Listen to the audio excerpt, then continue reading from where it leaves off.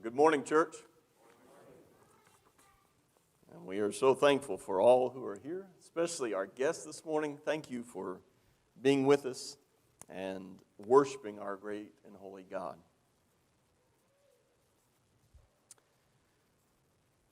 There's something out there. It's there behind the brokenness, behind the pain, behind the suffering of the human community. It's the foundation of unhappiness, racism, suffering, and generations of war.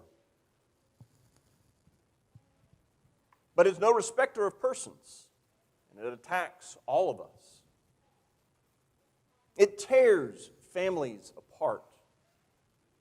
It ruins friendships, and it brings violence on our streets.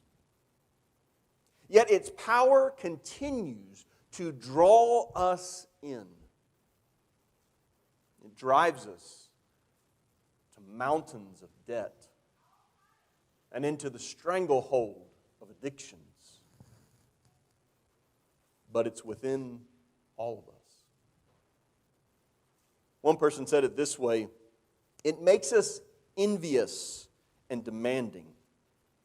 It causes discontent to be more natural than thankfulness. It ruins our vacations and holidays. It turns siblings on siblings and makes war-making more natural than peacemaking. What is this producer of destruction and disaster? It is nothing but the idol of self and the sin of selfishness. I mean, think about your life.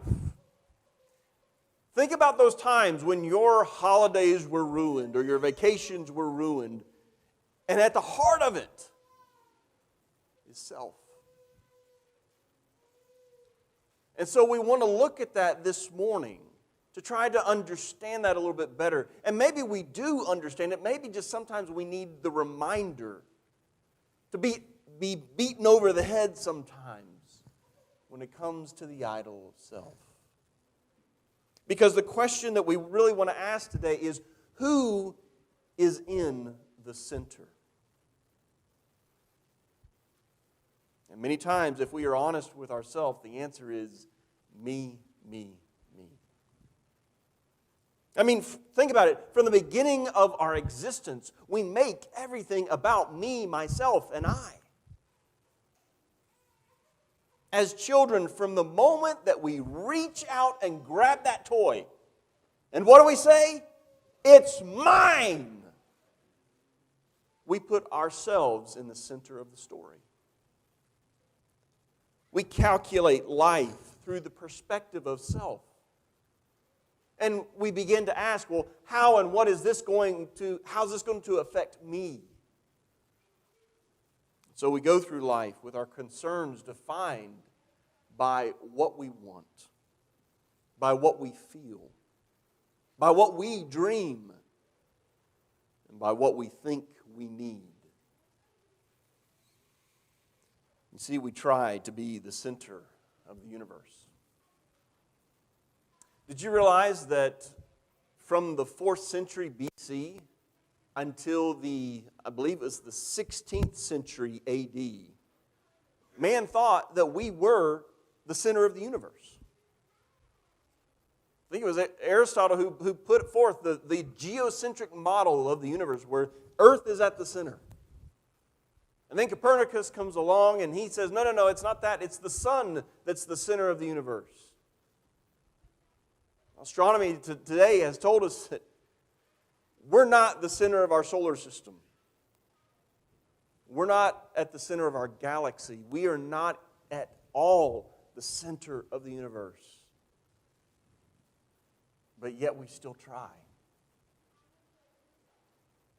I'm not against social media, but think about what social media does. It's the selfie. Look at me. Look at what I've done. You need to hear me above anybody else. You see, we try to have a kingdom of one, with each and every one of us as our own kings.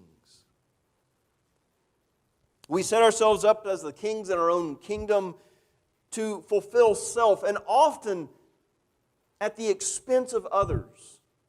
Because what we do is we try to then impose my will on you, and you try to impose your will on me, and that never works. But we still keep trying.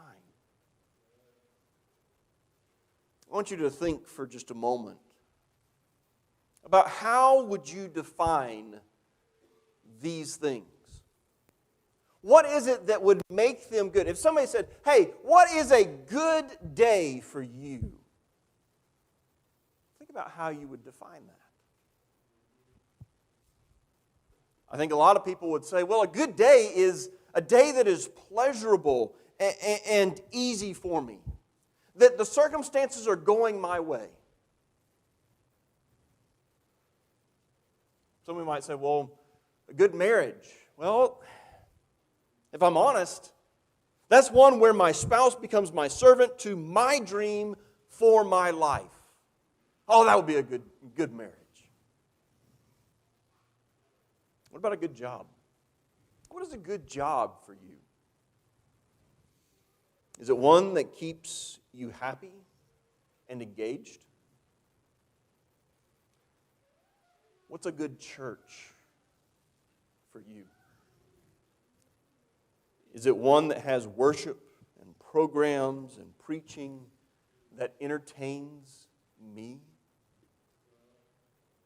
See, a lot of the times when we think about these good things, they're not bad in and of themselves, but we have said the focus is on me.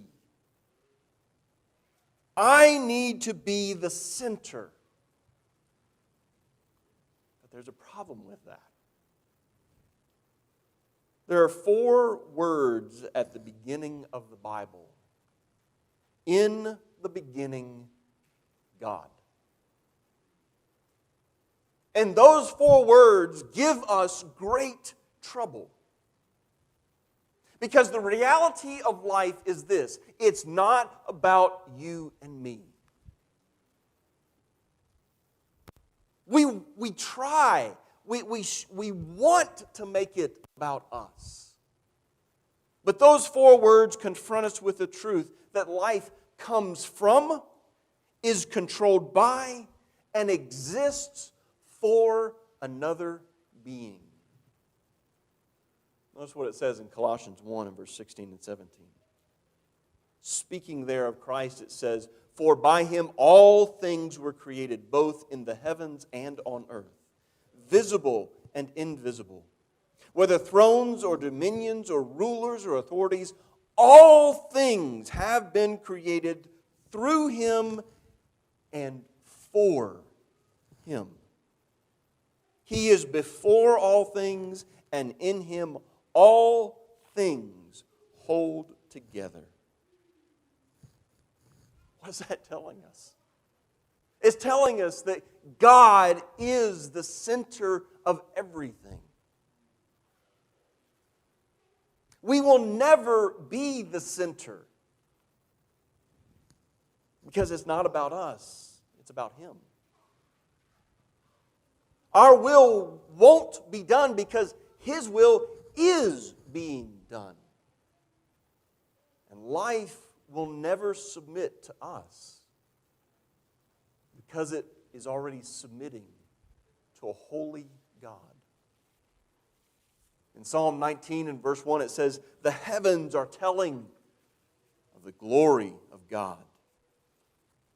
And Isaiah 6 says, "The whole earth is full of His glory." Now, we can try and disregard that reality. But I would suggest to you that us regarding or disregarding the reality of God as the center of everything would be like if I tried to disregard the reality of gravity. I could do it, right? I could say, I have never seen gravity. I can't smell it. I can't touch it. But if I try to disregard reality of gravity, and what if I just say, well, I'm just going to step off right here. I'm not going to be like the roadrunner. I am going to feel the effects of the reality of gravity. Just like each and every one of us, whether we want to believe it or not, feels the effects of the reality of God. That He is the center. You see, life is found when we are not the center of our universe. Because a life of selfishness does not lead to satisfaction and joy. That's what the world tells us. But it only leads to dysfunction and brokenness.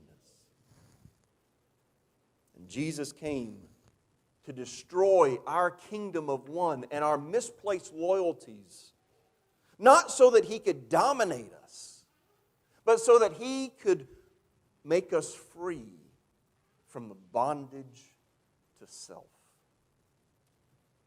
I want us to sort of think about that.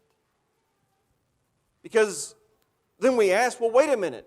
If I can't find satisfaction and joy in self, where then do I find it? Is it even out there? Well, yes, the answer it is possible. But the question is, where do we find it? How do we attain it? Well, I would say to you is that we need to get out of the center. Someone says, well, how do we do that? Well, I want us to go back to what we talked about a few weeks ago in the idea of taking on the yoke of Jesus. If you'll remember in Matthew chapter 11 and verse 28 beginning, it says, "Come to me, all who are weary and heavy laden, and I will give you rest. Take my yoke upon you and learn from me, for I am gentle and humble in heart, and you will find rest for your souls. For my yoke is easy and my burden is light." We talked about that a few weeks ago, that idea of soul rest.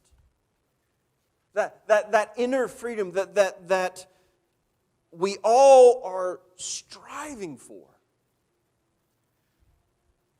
Well, by way of review, I want us to sort of see the argument that Jesus is posing here.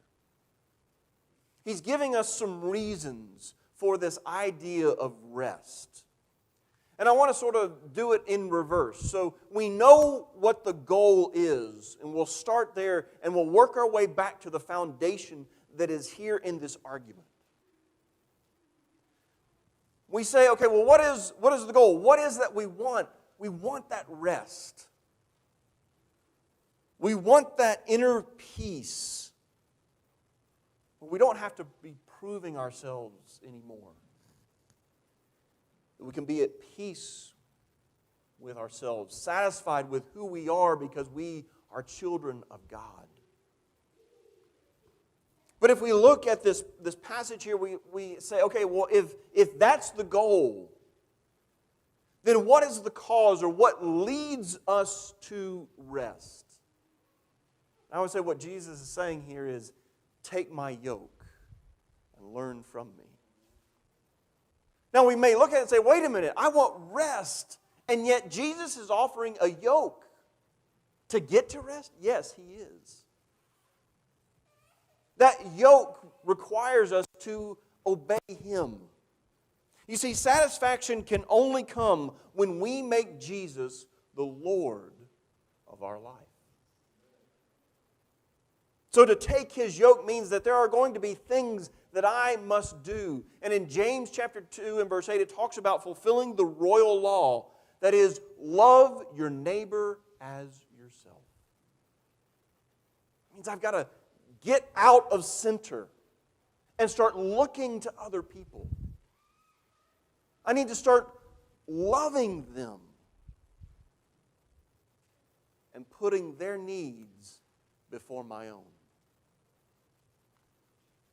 Can you imagine what kind of world we could live in if we all loved our neighbor as ourselves? But that's what He's offering us here. He says, take on my yoke. And He says, learn from me. The idea that we are under His tutelage. We are His disciples. And that we learn who He is. We'll talk more about that in just a moment. But then we ask the question, okay, well, why should we take on this yoke then? He tells us, my yoke is easy and my burden is light.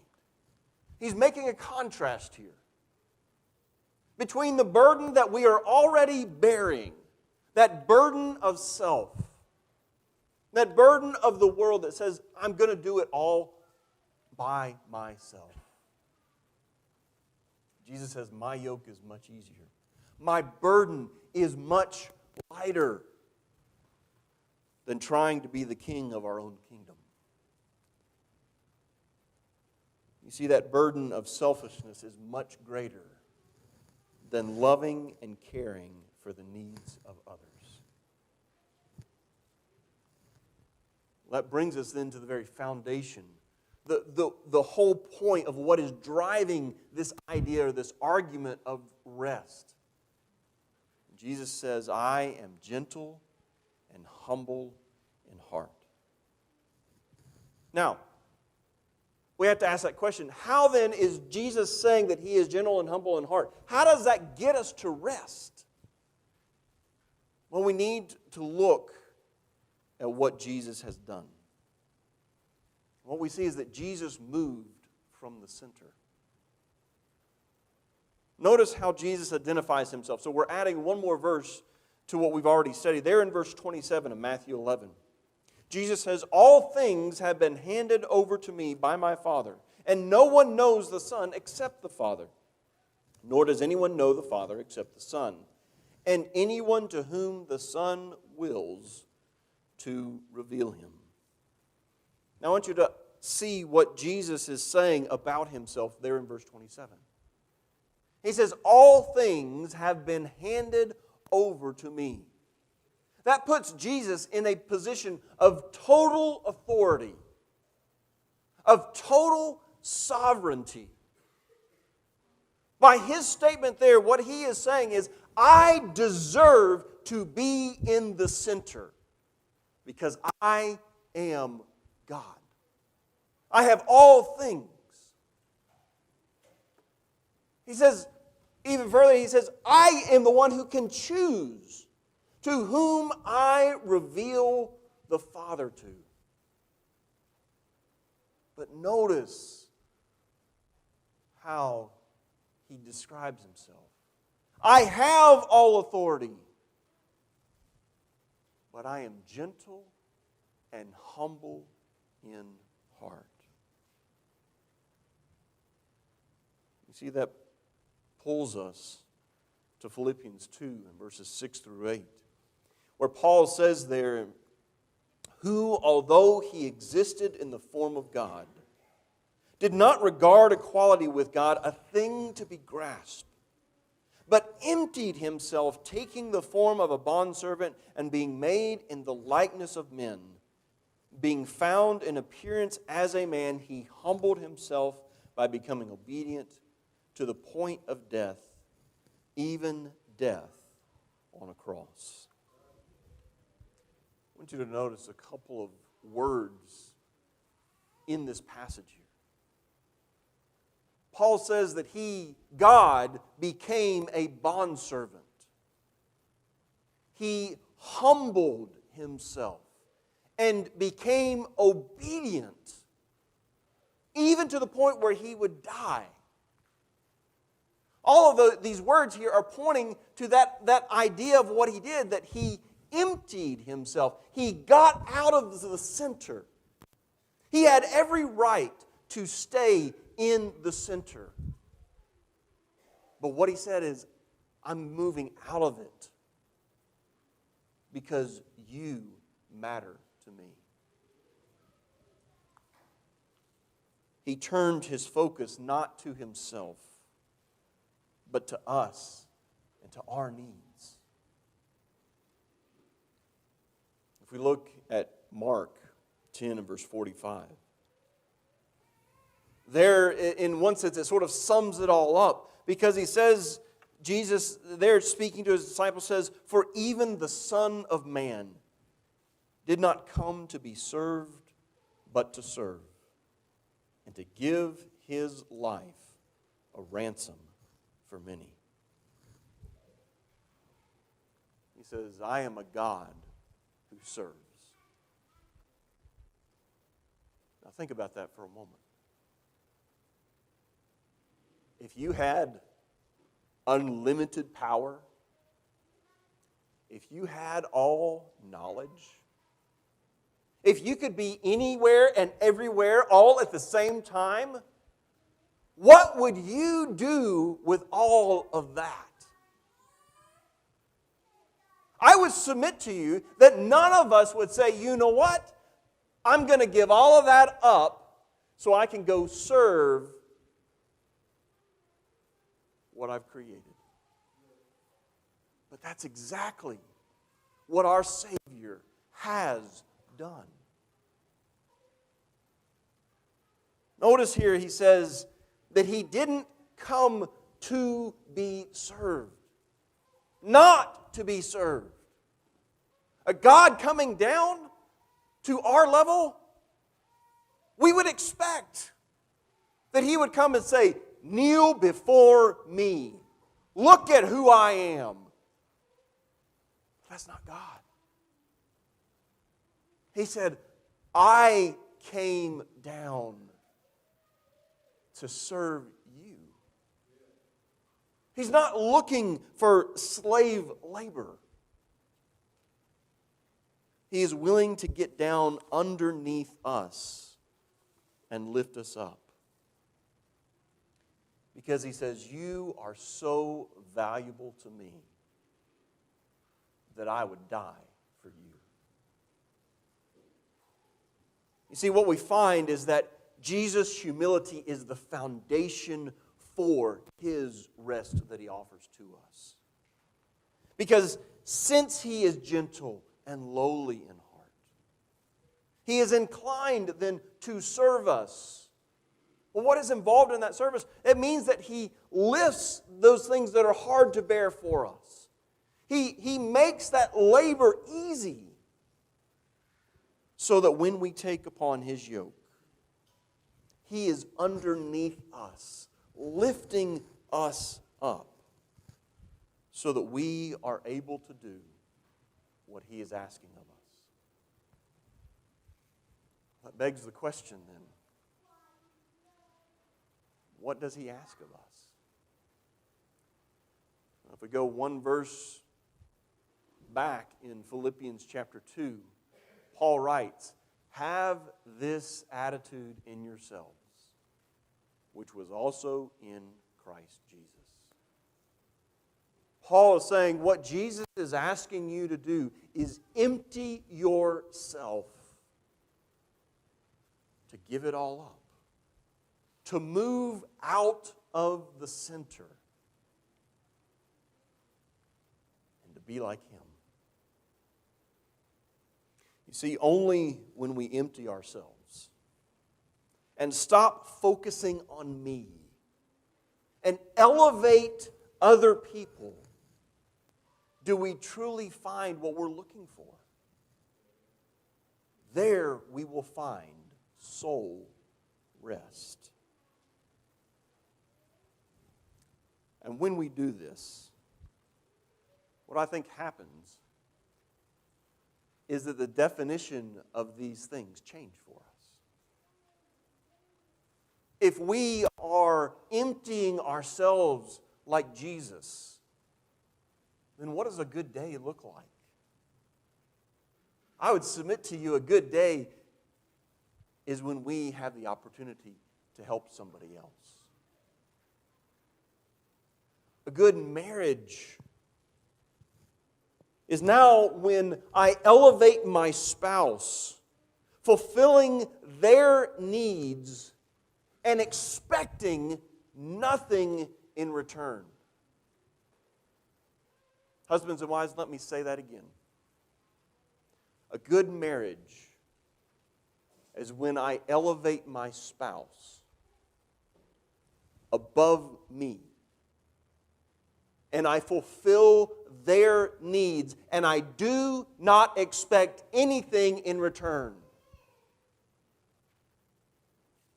Because Jesus gave of Himself in the same way. What's a good job look like? I would say it is doing whatever work I am in to the very best of my ability because I am serving my God rather than men. What does a good church look like? If I am emptying myself, then it's when you reach out to a brother or a sister and you help carry their burden, whatever burden that may be. You say, let me come alongside you and help you. You see, that then becomes a good church. But the challenge for us is, are you and I willing to get out of center? Because here's the real challenge. You and I have to do that every single morning. Because we all wrestle with self. In some form or fashion, self is there until Lord Jesus comes and takes us home. And so we have to ask ourselves, am I willing to get out of center? Am I willing to get out of center in my marriage? Am I willing to get out of center in my church? Am I willing to get out of center and let God be God in my life? I ask you this morning, are you willing to get out of center and love your neighbor as yourself? Are you willing to get out of the center and find rest for your souls? That's the invitation that Jesus offers to you this morning.